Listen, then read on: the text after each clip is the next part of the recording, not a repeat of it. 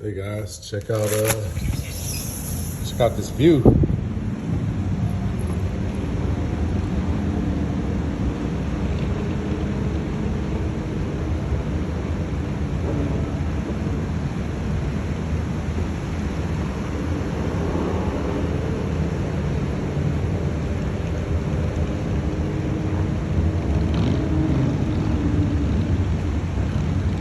Pretty dope.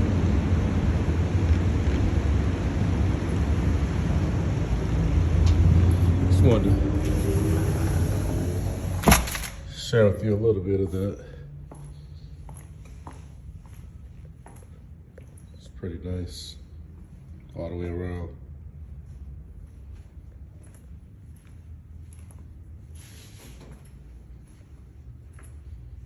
Look at that.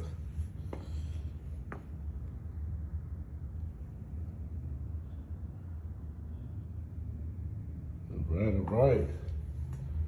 See if I can get this camera set up. Give me a second here.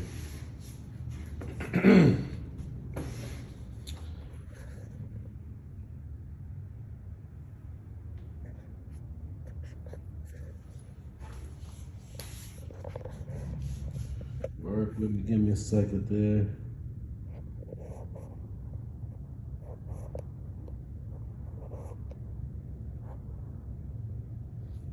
I think that'll work. Hopefully. So, all right, y'all know I'm still working on getting great with the video. But excuse me, that really hasn't been the point of these videos just yet. Still first quarter. I think this is going to be week 10, but video like 11. And the goal has always been to do 52 videos this year, right? So about a week ago, did update on the goals, but essentially it's been posting a video a week, getting that habit down, building that muscle, because it's easy not to do it, but it's also easy to do it.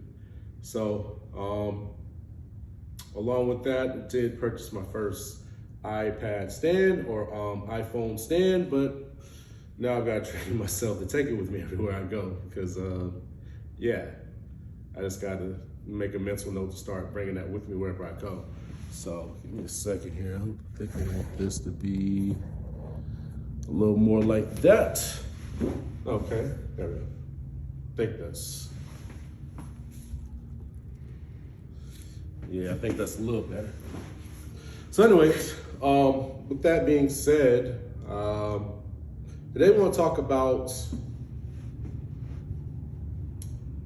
celebrating the beginning.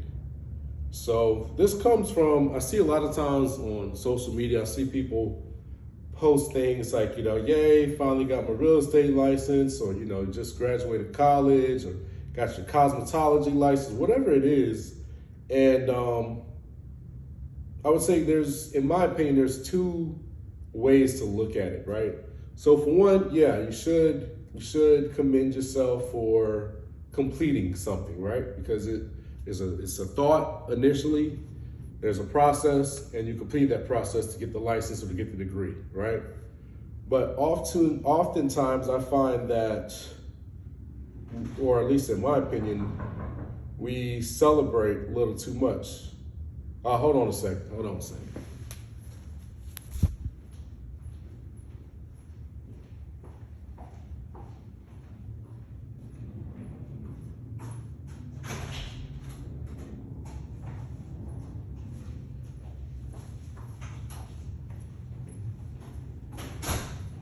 All right, where was I? I know I do these videos in one take, so I don't edit. But we celebrate a little bit too much, in my opinion, with where you are, or with accomplishing, let's say, getting a license, that degree. You celebrate that too much as if that's, you know, the mountaintop. And really, that is essentially the beginning, right? That's where the real work starts, right? So you always hear athletes talk about, you know, we're not on some happy to be here stuff no more, right? And so what they're discussing is that, yeah, it's a dream come true to get to the NFL, to get to the NBA. But then there's a whole nother process that comes along with that when it comes down to becoming a Hall of Fame player, right? Or when it comes down to becoming a starter, or when it comes down to being the best player that you can be to contribute to having a winning team, or a championship team, right? Or a competitive team. So you're no longer just quote unquote happy to be there, just happy to have made it to the league, right? Now there's a process of becoming a starter. There's a process of becoming a Hall of Famer. There's a process to making sure that you stay injury free, or you try to reduce the possibility of injuries as much as possible, right? And there's a whole process to that. And so a lot of you all, I witness, you'll get a real estate license, you'll get your degree, you'll get your cosmetology license, whatever it is, insurance, and you feel like you have arrived. When the reality is you are just starting, or you really just got to the party where you can start to work, right? Because 5-10 years later, nobody's gonna celebrate that you just got a license, right? They wanna see that you've sold a certain amount of homes, or you've made a certain amount of income to change your life or to live a certain life, right? Same thing with your degree. I mean, yeah, it's great that you got your college degree, woo-hoo, but then 5 years later, we're not looking for you to complain about the payments on your student loans, right? It should be insignificant to the amount of money you're making because you've taken your degree, applied yourself, and now you make so much that it makes sense to have your student loan payment because it was an investment for you to be able to make what you're making now, right? Not a burden upon you because you didn't apply your degree properly, or maybe you got the wrong degree, right? So I really want to talk about the difference in celebrating the beginning versus just celebrating taking the first step, right? So this is my opinion. Again, you can do what you want with it. This is not fact. This is not cold, hard truth, right? It's just my life experience, what I've learned over the years. When you get your license and things like that, yes, you should celebrate a little bit. And let me define that. There's different levels of celebration, right? So for one, you can give yourself a pat on the back, maybe go out to dinner, right? Or maybe you spend a day at the park, go to the beach, wherever, depending on where you live, and that's a way that you can celebrate. And then there's big celebrations, right? You can have a big event with catering, with people, and you invite family and friends, and they take a week off or a day or two off, right? And there's really a lot of time and effort put in this. Or maybe it's like a week-long vacation. You spend $5, $10, $15, $20,000 to go to a place and spend a week there and really enjoy to celebrate this massive accomplishment, right? So it's different levels of celebrations. And then there could be even a much smaller celebration where you're like, hey, you know what? I did a little something good today. I'm gonna have dessert at dinner, or I'm gonna have dessert at lunch, right? Or maybe I'm gonna have a piece of candy that I normally wouldn't have, right? So there's different levels of celebrations, right? And you're smart enough to know what is appropriate for what it is that you're seeking to accomplish, right? And only you know based on your goals what that celebration is or isn't, right? So when you look at that, so often what I see is someone will get their license, they celebrate as if they've gotten to the mountaintop, and then they're just kind of like waiting for the parade to happen. And it's like, no, you just made the first step to actually start working. So your license allows you to actually start working to produce something that will change your life, right?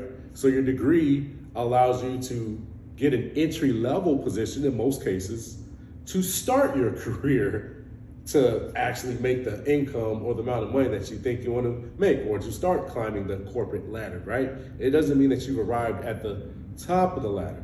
And the reason I think this is so important is so many of you, it's like your vision is only to get to the start of the race, right? And I know that sounds like so simple, but if you think about an actual, let's say an actual race, let's say it's a endurance race, right? You're gonna go run a 5K or a 10K race or something, right? You don't just get out of bed one day and decide you want to run. I mean, I guess you could, but you'd probably hurt yourself, right? So typically what you're gonna do if you're gonna run an Ironman or one of these triathlon events, things like that, you're going to start training, right? You're gonna start eating differently. You're gonna start sleeping differently. You're gonna start exercising on a regular basis in preparation for the race, right? And so many of you are celebrating just getting to the race. And it's like, no, you got a whole race to run and finish to really celebrate. And in life, that finish line typically continuously moves as you hit different levels and different targets. So don't celebrate getting your license as you would celebrate is if you sold 100 homes or 1,000 homes, right? Or don't celebrate getting your degree as if you have already started making, $250,000 a year, or $500,000 a year, and you haven't even gotten a full-time paying position that's paying you for your degree or paying you the desired income, right? Hopefully that makes sense. So what should you do instead, right? I believe that you should create a much larger vision of what it is that you want to accomplish rather than just focusing on getting the license, right? Now, I know it might sound simple, but a lot of people miss that. So, for example, you say, hey, I want to go to such and such university, get my degree and blah. Or you could, like what they do in the medical field, you're like, right, I want to become a doctor. But what if you took it a step further? Instead of saying I want to become a doctor, I want to become a heart surgeon, right? So now we know that in order to do that, and I don't know the full process of the medical, but I'm just using an example. You got to go get a bachelor's degree, then you got to go to nursing school, I imagine, to get some type of master's degree, and then there's a time that you got to do nursing, you got to be an ambulance driver or whatever, right? And then you go to residency, and you hear all these terms. I don't know what they are, but you understand there's a process that you got to get through and accomplish before you even get to the title of being a doctor, right? And then you understand that even as a doctor, you're still a general practitioner, and then now you've got to narrow down your niche to focus on cardiac, right? On cardiology, right? In order to be that heart surgeon, right? And so now, instead of when you get your bachelor's degree, it's like, yeah, you're gonna celebrate a little bit, right? You're gonna go out, you're gonna have dinner with your family or lunch with your family and celebrate that you've completed this step. But now you know in your head, the journey's not done. It's just one step completed in the journey. And now you know, hey, I got step one down, I'm gonna celebrate for a moment, but then after I'm done celebrating, I've got to get right back to work because now I have these next steps to go to become that heart surgeon. And I believe you should do the same with any type of license or any type of professional certification that you can get, right? Is that really look ahead and say, hey, in my field, real estate, hey, I want to one day sell 100 homes, or hey, one day I want to earn $500,000 or $1 million income from selling real estate, right? So now when you get your license, yeah, we celebrate, but now it's just one step in the process to accomplishing your much bigger goal, right? Now, on the flip side, there's also, I guess you could say, the opposite end of the spectrum, if you will, right? So the opposite end of the spectrum would be where it is you don't celebrate ever, right? And so I've seen that other just drastic end of the spectrum as well, where you go, hey, you're just always constantly ticked off. You're always looking to hit the next goal, and you never really celebrate because you feel like whatever you've accomplished is not big enough or it's not good enough because you're looking to this super massive win, right? And that also can be detrimental, or that also can stunt your growth as well because you're always operating from a negative energy, or at least a state of being angry or having anxiety. And I'm not saying that you're having anxiousness or being anxiety as far as you don't know what you're going to do, but I mean operating from anxiety and the fact that you're displeased with where you are and you don't necessarily enjoy the process because you're so focused on getting to the destination or the end or the finish line, right? And so that can also be a hindrance to your success as well, right? So on one end, you're celebrating too much in the beginning, especially in the beginning when you really haven't accomplished much. But on the other end, you don't celebrate at all because, well, hey, you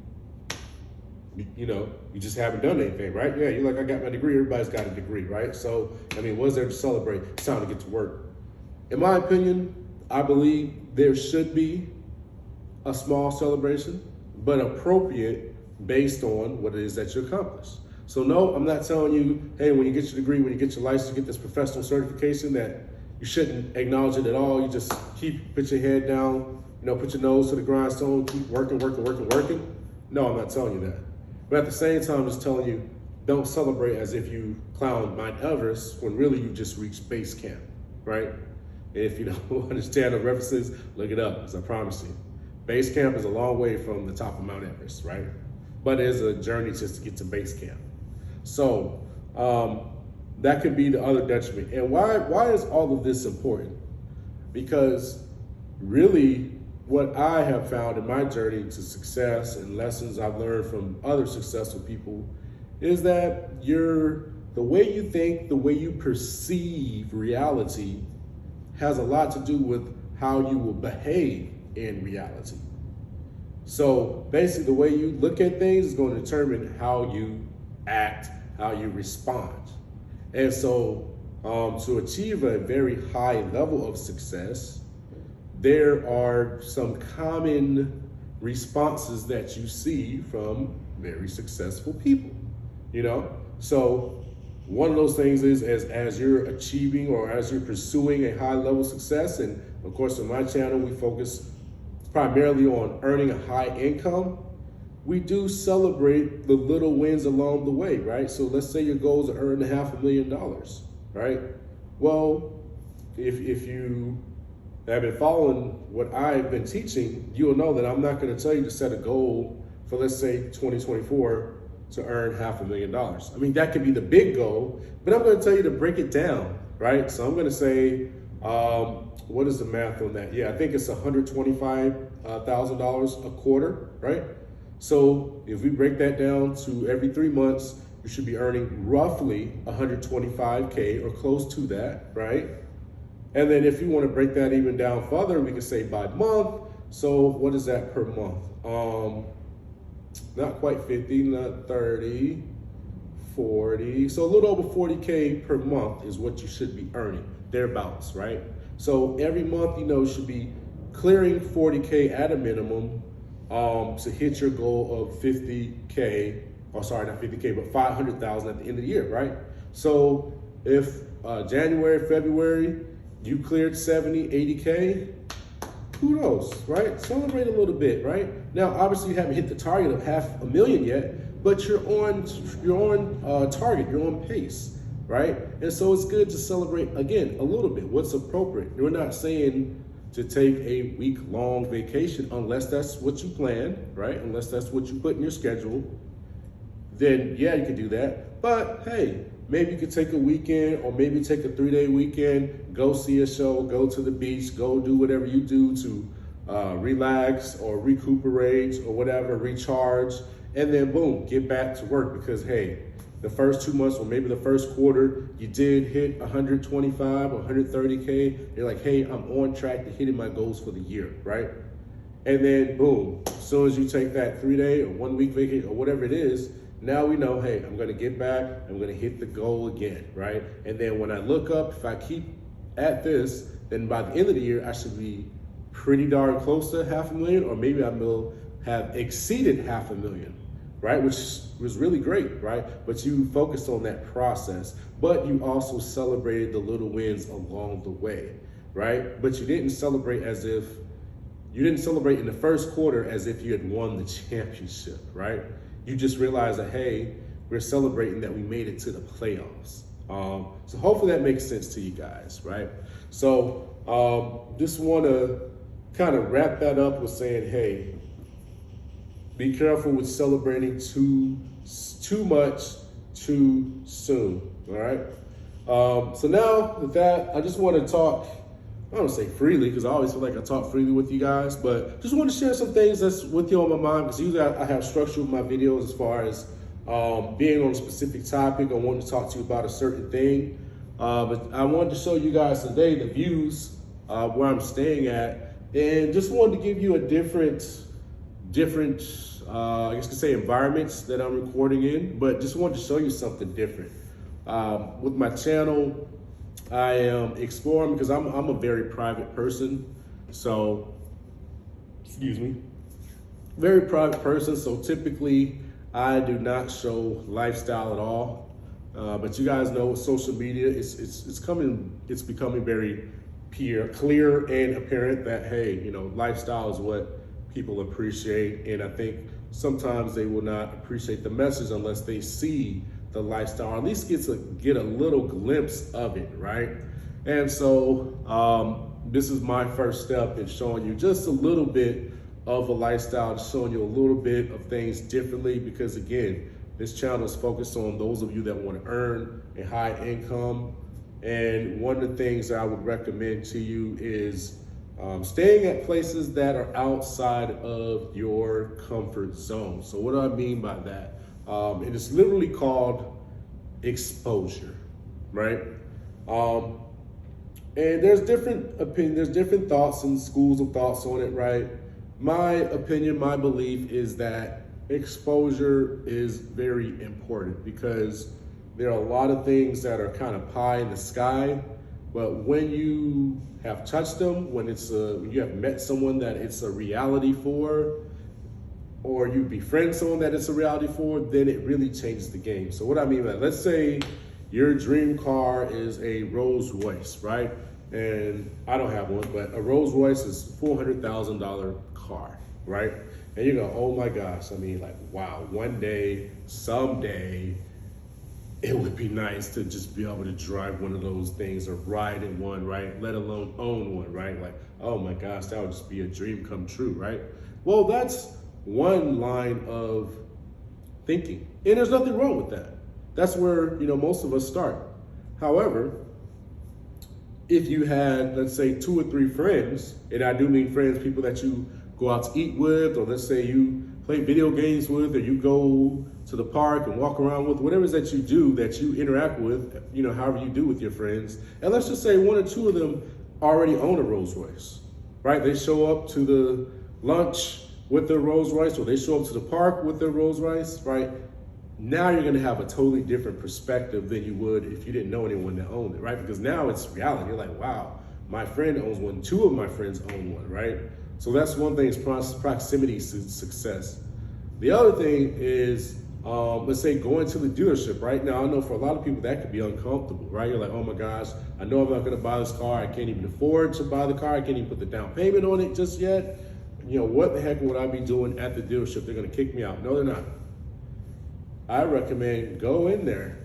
And I don't mean like pretend that you're going to buy when you know you're not, but just go in there and let the salesman know, hey man, you know, I'm just, you know, browsing right now. I just want to see the vehicles. I think they're pretty cool, and I'd like to buy one day. Or hey man, you know, I'm a year or 2 years out from buying one of these things, but man, I think it's really cool. I just want to sit in it. I just want to smell the leather, right? You know, maybe they might let you test drive it, right? You can ask some questions. Hey, what's the financing like on this thing, right? You know, how do people typically purchase the vehicle, right? For how long do they keep it? What's the maintenance cost on it, right?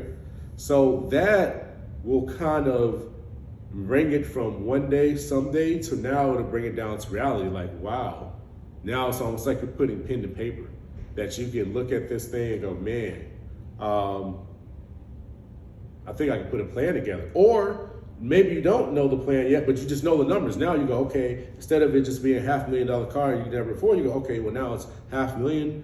Now I know I got to put 20% down. So 20% of, was it $500,000? I think that's $100,000, if I'm not mistaken. Yeah. So 20% of $500,000, that's $100,000. So now I know I got to put $100,000 down. And I don't know, I'm just making up numbers, but let's say, oh, now I know I got to be able to afford a $10,000 a month payment or $7,000 a month payment, or I just need to figure out how to come up with $500,000 cash to be able to pay for it and still sustain my lifestyle, right? But now you can start playing with those numbers and start looking for the answers for that, right? So that's just an example I use for a car. But another example I use is like visiting places or staying places that you normally would. I was having a conversation the other day that, I grew up staying at the Ramada Inn, staying at the Days Inn Hotel, right? Or you stay with family when you go visit a place, right? We never, for one, Airbnb didn't exist, to be fair, but also we never stayed at like the Hyatt, Regency, or I don't even know if the Four Seasons existed then, or the Ritz-Carlton. Maybe it did, maybe it didn't. But whatever the equivalent of the Four Seasons or the Ritz-Carlton was, we never stayed there, right? That was for those people that have lots of money, that are rich and wealthy, right? And so what I would recommend to you is, as you're hitting your goals, make it a goal, or make it a reward, or make it a part of your celebration to stay at some of these places, right? Go stay at the Four Seasons for one night, or go stay at the Ritz-Carlton for one night, right? Or get the penthouse suites in the hotel for, even if it's just one night, it doesn't have to be the whole week, but stretch, get that experience, see what it feels like. And I promise you, you'll definitely look at it differently. Same thing with the cars. I know everyone says a car, at least especially the people that don't have a lot of money or never have experienced nice vehicles, a car is just, it's gonna get you from A to B. There's no point in paying $100K or $200 or $300K when a 5K car is paid off, or $1,000 car is paid off, can get you the same destination. Not true. I'm telling you. Do the experience yourself. You can go on, at least right now, Turo. It used to be called Relay Rides, but go rent some of these cars that are nicer. Maybe you can't go to the dealership and test drive a Lamborghini, but you can go on Turo, put a small deposit down for $1,000, $2,000 a day, or even just whatever the rental car agency is in your city that rents exotic cars. If you live in a major city in America, then you'll be able to see. Like, go, and I'm not knocking. Well, actually, I am knocking specific brands. Go drive a Honda Civic, and then go drive a Mercedes-Benz S-Class, a newer model S-Class. And there's no way possible, there's no way possible that you think a car just gets you from A to B. I promise you.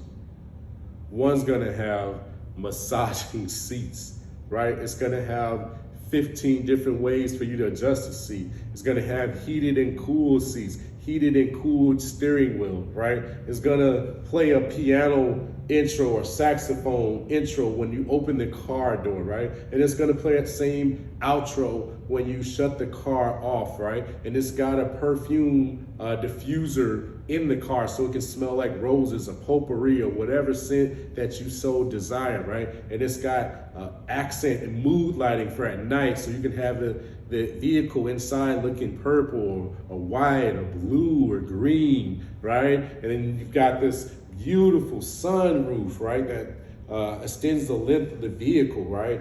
Or some of them, a lot of people have copied Rolls Royce and they put the stars in the ceiling so it looks like the sky at night inside of the car. And then you go sit in a Honda Civic, which is a good car. There's nothing wrong with a Civic, but I'm just telling you, the experience of driving one over the other is not the same, right?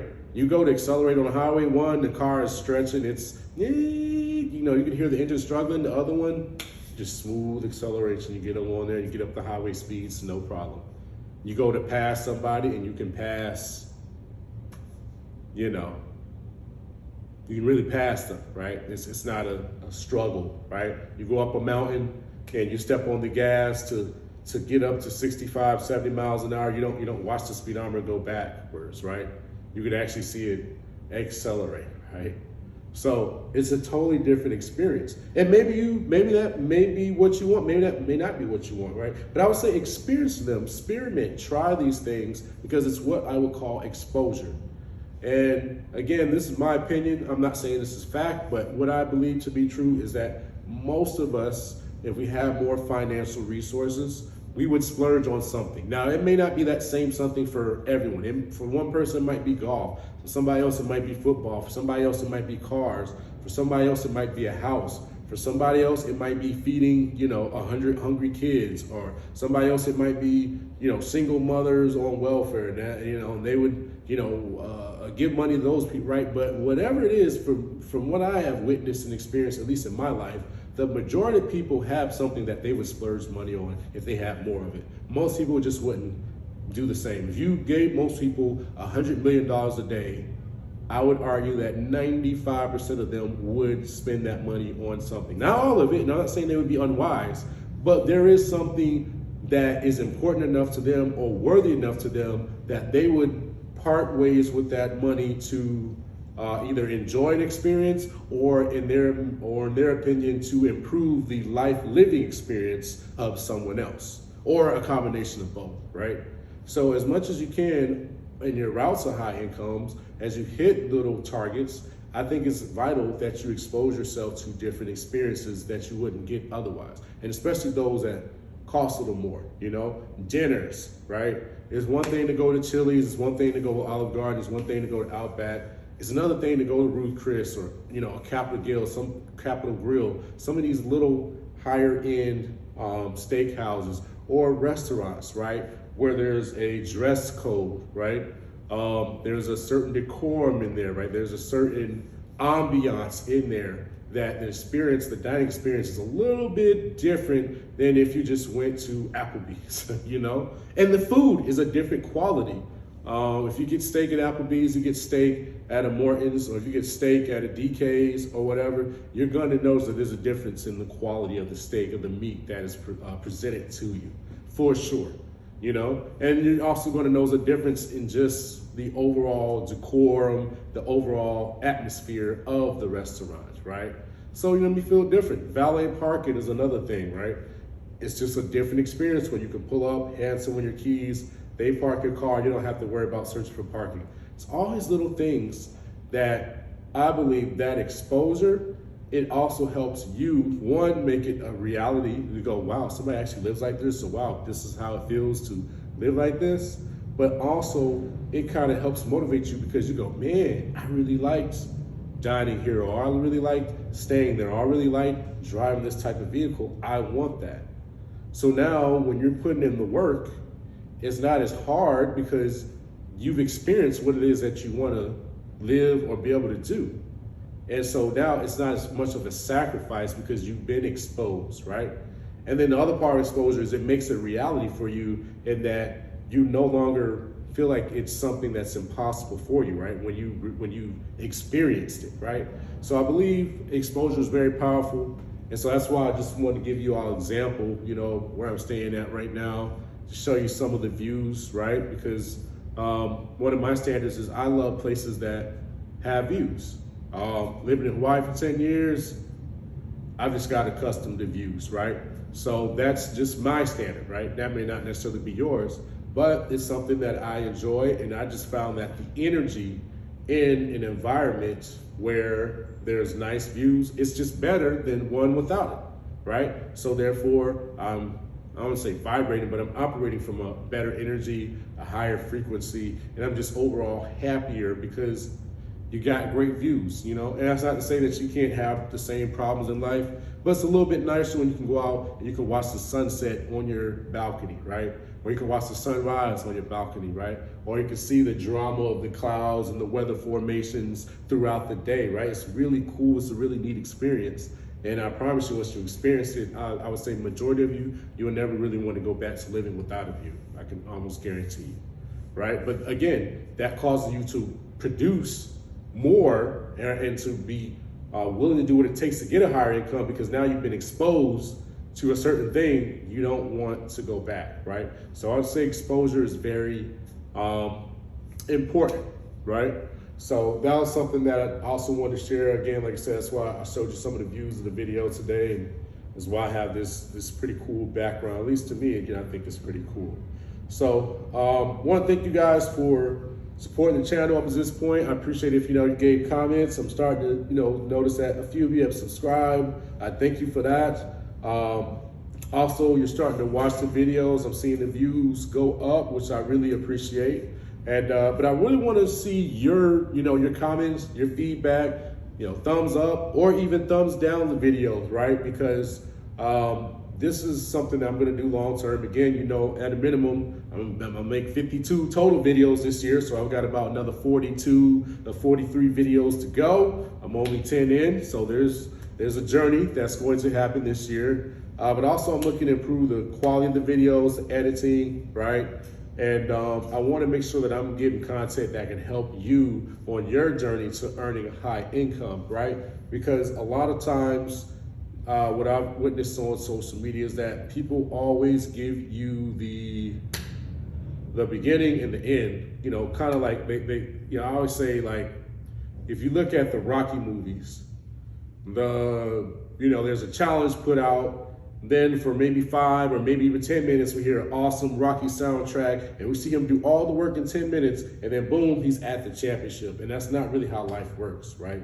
And so with earning high income, there's a process. And I just want to share with you some of the things that I've learned to get there, because it really is a change in your philosophy. It's a change in the way that you perceive reality. It's a change in some of your beliefs about money. And it's also a change in some of your daily habits or disciplines. And also the skills that you acquire, right? So it's not necessarily that you need to work more hours, but it's just developing your skills to be able to produce more in the same amount of hours, right? And all the things that go with it. So that's the goal of this challenge, is to teach you those things and to help you get there, because I want to see more people doing well for themselves financially. Yeah, I see issues with the government. Yeah, I see issues with society. But I just believe the most impact we can have is in our own lives. And if we take care of our own self first and we produce the income that we need to control our life and live the life that we want, then we can help the next man or the next lady, rather than just looking to a politician or looking to a teacher or looking to some quote unquote system to change. We can either create the system, build the system, or we can affect the system with our monies, with our resources, or the things that we create and build, right? But you can't do that if you don't have the money, right? So I believe one of the biggest things that we can do to affect our life change outside our relationship with God is the amount of money that we can make, because it simply determines the schools that kids go to, it determines the neighborhood that we live in, the house that we live in, the car that we drive or don't drive, the trips that we can take, vacations that we can go on, the clothes that we wear, the medical service that we have access to or don't have access to, et cetera, et cetera, et cetera, et cetera, et cetera. So as you know, it affects a large part of our life, and we spend 40 to 60 hours a week working for money. And well, I'm not aware of most people spending 40 or 60 hours of concentrated or focused time of their life doing anything outside of work, right? So again, it is that important. So that's why I have this challenge to share what it is that I've learned and am continuing to learn, because I'm still growing. I'm still on my process to earning my first $1 million within a calendar year, right? So I've earned over $250,000, working to get to that $500,000, $1 million, right? So as I hit those numbers, I'll talk more about the different lessons I've learned there. I already kind of have an idea that's going to come down to leverage and things like that, but just want to share what I've learned so far to help someone that was where I was, or maybe that might be just 1 or 2 steps behind me, help you get to where I am and beyond, right? So with that, guys, I'm gonna say I wish you a great week. Until the next week, take care, and I appreciate your support, and look forward to just continue serving you video by video, and I look forward to getting better with the videos. And eventually there will be a cameraman or gal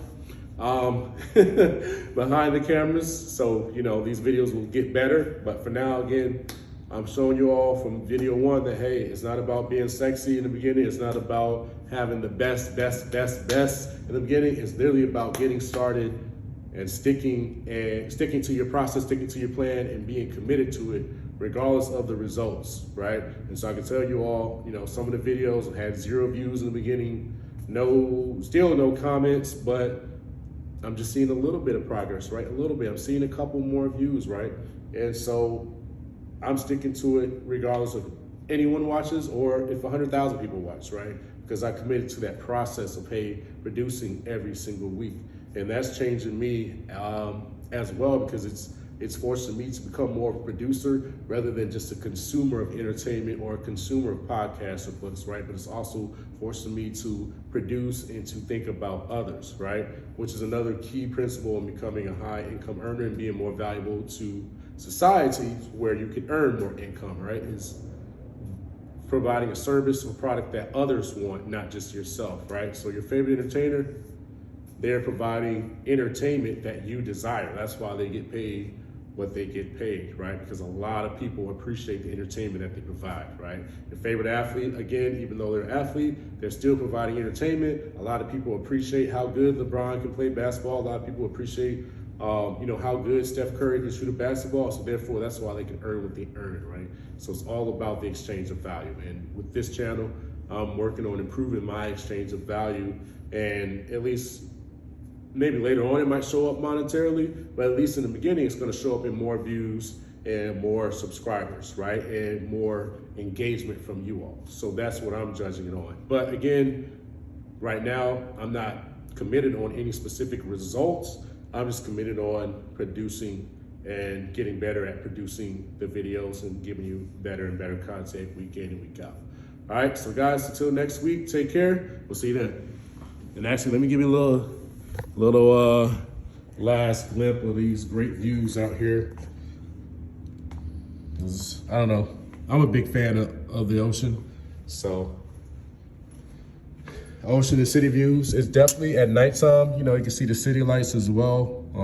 To me, it's just something about sitting up high, having the views, seeing the clouds, right, the oceans, and then seeing the weather change throughout the day, because you obviously can tell the day's a cloudy day, but it just looks different than, you know, the clear sunny day, right? And then obviously at nighttime looks totally different with the city lights and things as well. So just want to share with you one of the things that I love, and to give you a little bit of glimpse of the lifestyle, right?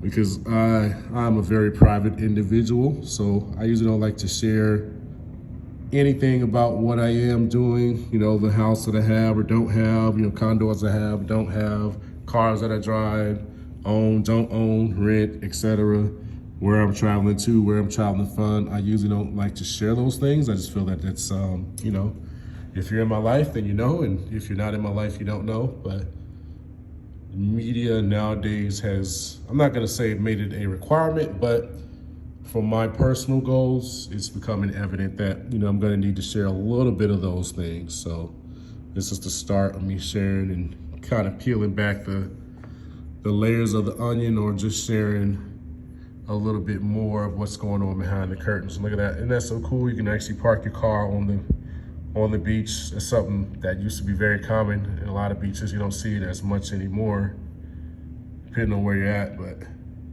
yeah, back in the day, that used to be a standard. It was parking your car on the beach and, you know, just picnicking. All right, guys, take care.